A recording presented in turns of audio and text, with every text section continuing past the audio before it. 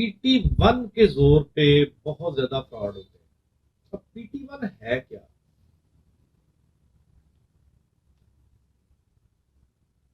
ये एक रजिस्टर है जो फॉर्म PT1 के नाम से मेंटेन होता है, और ये रजिस्टर होता है सर्वे ऑफ प्रॉपर्टी का। एक कनाल की प्रॉपर्टी थी, महकमा माल से वो खरीद ली, महकमा माल के जरिए से और बै निकलवाई गई वो प्रॉपर्टी, एक कनाल खरीद ली। अब एक कनाल पे उन्होंने प्लाजा सैंक्शन करवा दिया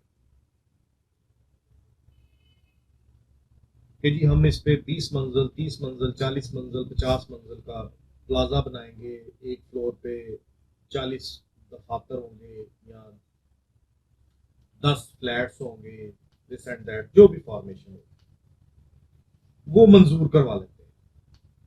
उसके बाद वो प्लाजा बनना शुरू हो जाता है, वो प्लाजा बन जाता है। अब क्योंकि वो प्लाजा बन रहा है सेल परचेज की मद में, तो अल्टीमेटली वो प्लाजा फॉल कर जाएगा एक्साइज एंड टैक्सेशन डिपार्टमेंट। अब रेवेन्यू डिपार्टमेंट साइलेंट हो गया स्टेज पे कि एक कनाल की प्रॉपर्टी बिक चुकी है, अब ये एक कनाल की प्रॉपर्टी मजीद नहीं बिकेगी।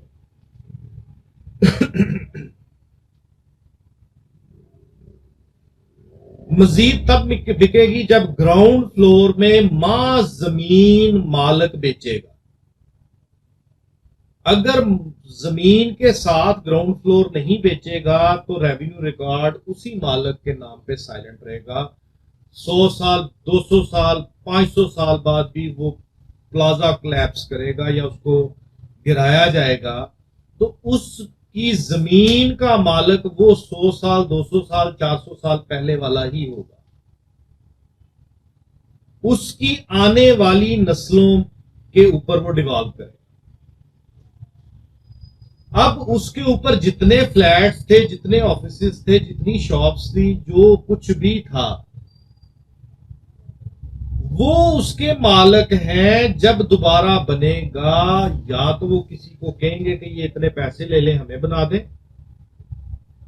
या जब मैंने मेरा 5वीं मंजिल पे था, जब 5वीं मंजिल पे पहुंचेगा तो फिर मेरा राइट अप्रूव हो जाएगा, मैं 5वीं मंजिल पे वो अपना शॉप, फ्लैट या जो कुछ भी है वो मैं बना सकता, या मैं बनवा सकता। अब एक्साइज एंड टैक्सेशन में वो पूरा प्लाजा सर्वे पे आ गया कि ये प्लाजा है 10 मंजिला, इसकी एक मंजिल पे 40 दुकानें हैं, दूसरी मंजिल पे 10 फ्लैट्स हैं, तीसरी मंजिल पे 20 ऑफिसेज हैं, चौथी मंजिल पे ये है, ये है, ये है। उसकी नंबरिंग मुकम्मल हो जाएगी, वो सर्वे कंप्लीट हो जाएगा उसको। अब उस प्लाजे का सारा टैक्स आएगा उस ओनर को, जो कि उस जमीन का मालक है जिसके नाम से प्लाजा। अब हम टैक्स नेट पे कैसे आएंगे? हम उस एक्साइज एंड टैक्सेशन में कैसे जाएंगे? मेरा ऑफिस फर्स्ट फ्लोर पे 2 ऑफिस है, 130 से 131। मैं उसका इंदराज करवाऊंगा जाके अपनी रजिस्टर्ड सेल डीड से कि जी अब इस फ्लोर पे इन ऑफिस का मालक मैं हूं। अब मेरा इंदराज कर लें उस रजिस्टर में, सर्वे रजिस्टर में, जिसको PT1 कहते हैं। अब आइंदा बतौर मालक मुझसे टैक्स, मुझसे जो भी आपकी मालूमेंट्स हैं वो मुझसे आपने तलब करने, मुझे बतौर मालक अपने रजिस्टर में एंटर करना। वो मेरी रजिस्ट्री की कॉपी लेंगे, मुझे मेरा इंदराज कर देंगे। फ्रॉड कहां पे होता है? वो कोई वेरिफिकेशन नहीं करते। मैं गया हूं ना, मैंने देखा कि जनाब 130 से 131 4 साल से खाली पड़ा हुआ। मैं देख रहा हूँ कि यार कोई बंदा ही नहीं नजर है। मैंने एक रजिस्ट्री बनानी है, मैंने टैक्स वालों के पास जाना है, 50,000 रुपया देना है। मैंने कहना है जनाब ये मेरे नाम का PT1 जारी कर दें, तो PT1 जारी कर, आपका अंदराज ये। मैं आता हूँ, मैं ताले तोड़ता हूँ, मैं बैठ जाता अब वो शख्स है अमेरिका में, वो शख्स है इंग्लैंड में, वो शख्स है दूसरे शहर में, उसने इन्वेस्टमेंट पॉइंट ऑफ व्यू से ये खरीद लेते, अब उसको पता ही नहीं कि मेरे साथ फ्रॉड हो चुका। अब मैं क्या करता हूं कि कल कला को असल आ गया तो मैं ना अंडर क्लचेज आ जाऊं, मैं ए को वो शॉप्स या ऑफिस या प्रॉपर्टी वो मैं बेच देता हूं, PT1 मेरे नाम का निकल आता है, मेरे नाम का निकल के आके सारा कुछ हो जाता है, हो गया। आप आते हैं, आप उससे खरीद लेते हैं जिसको मैंने बेचा, अब आप आके बैठ गए, आपने 40-2-4 लाख रुपया लगा के रेनोवेट करके आप बैठ के कारोबार कर रहे। कुछ अरसे बाद असल मालिक आता है, वो कहता है भाई आप कौन हो, आप इधर क्यों बैठे हुए हो? कहते हैं भाई मैं मालिक हूँ। कहता है भाई आप कैसे मालिक हो? मैं हूँ ये मालिक, ये मेरे पास रजिस्ट्री है, मैंने तो 7 साल पहले ये खरीदे थे, मैंने तो 7 साल पहले ये खरीदे थे। मामला शुरू हो गए, लड़ाइयां शुरू हो गई, लिटिगेशन शुरू हो गई। बताने का मकसद क्या है, इस डिपार्टमेंट को भी आप चेक कर सकते हैं, लेकिन उसके लिए हेक्टिक एफर्ट्स चाहिए।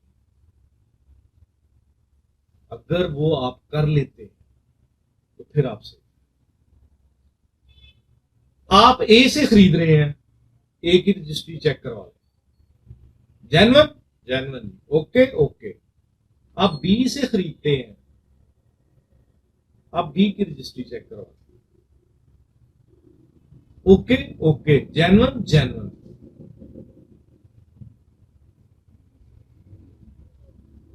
अब उसके आगे सी की रजिस्ट्री जो कि असल मालिक है उसको चेक करें, जेन्युइन जेन्युइन।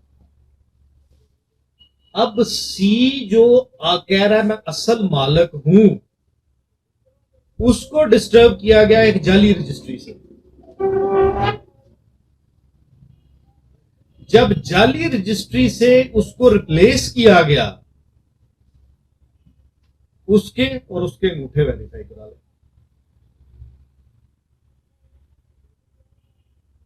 फ्रॉड पकड़ा गया। आप तदारुक कर सकते हैं महकमा माल से, आप तदारुक कर सकते हैं प्रॉपर्टी टैक्स एक्ट 1958 के तहत जारी ये जो एस्टैब्लिश हुआ एक्साइज एंड टैक्सेशन, मुश्किल है, नामुमकिन नहीं, फ्रॉड को पकड़ा जा सकता है।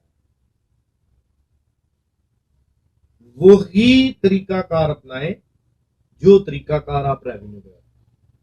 ए ने कहा मैं ये प्रॉपर्टी बेचना चाहता हूं, बी के पास पहुंच जाए, हाँ जी बी आपने ये ए को बेची, हाँ जी बेची। सी के पास पहुंच जाए, हाँ जी सी आपने बी को प्रॉपर्टी बेची, बी के पास पहुंच जाए, हाँ जी डी आपने सी को प्रॉपर्टी बेची। ये अगर आप प्रोसेस कर लें तो आपको फ्रॉड कर पता चलेगा, क्योंकि सी की जाली रजिस्ट्री बना के बी मालिक बना, सी ने उसने जाहिर किया अपनी जाली रजिस्ट्री में कि सी ने मुझे बेच दी, वो जाली रजिस्ट्री थी। अब ए को भी वेरीफाई आपने कर लिया, बी को भी आपने वेरीफाई कर लिया, उसके बाद आप सी के पास पहुंचेंगे तो वो कहेगा भाई कौन सी, मैंने तो कुछ नहीं बेचा, ये मेरे पास रजिस्ट्री है, ये मेरे पास PT1 है, मैंने इंदराज करवाया हुआ है, तो गलत है, मैंने नहीं किसी को बेची, आपके साथ तो फ्रॉड हो गया या फ्रॉड हो रहा है। वो भी वो भागेगा वहां से कि भाई ये क्या हो गया, एक तो आपने उसका भला कर दिया, एक आप बच गए, उसका भला करके आपने जन्नत कमा ली, अपना आपने पैसा बचा लिया, ज़िनी टेंशन से बच गए। इसीलिए कह रहे हैं कि प्रॉपर्टी खरीदते वक्त जब तक आप ओरिजिनल ओनर की तक ना पहुंच जाए तब तक आप प्रॉपर्टी ना खरीदें, खास तौर पर इनमें। अब ये PT1 का मैंने आपको बता दिया कि ये तदारुक है कि आप वेरीफाई करें। अगर आप करोड़ों में खरीद रहे हैं तो आपको मुल्क से बाहर भी जाना पड़ता है ना, या मुल्क से बाहर भी जाकर राब्ता करना पड़ता है, तो कर ये करें।